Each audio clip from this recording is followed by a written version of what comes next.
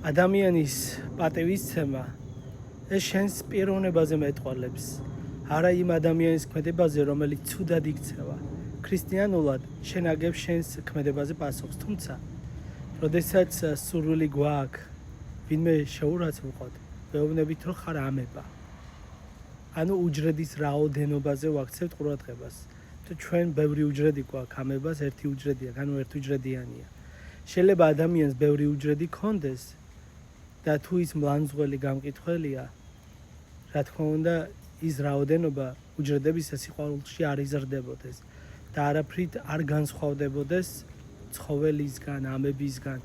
როგორც დავით მეფსალმონე ამბობს, კაცი პატივსაშინა იყო და არა გულისხმაყო.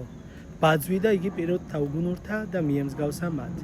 რომ გადმოვთარგმნოთ, ადამიანი, რომელიც სიყვარულს, პატივისცემას მოშორდება, ღვთისხატებას მოშორდება, ანუ ქრისტესაც მოწოდებულია, ის ემსგავსებაო ერთუჯრედიან ან პიროდს, რომელსაც არ აქვს მეტყველების და ამ სიტყვის გარდაქმნის უნარი.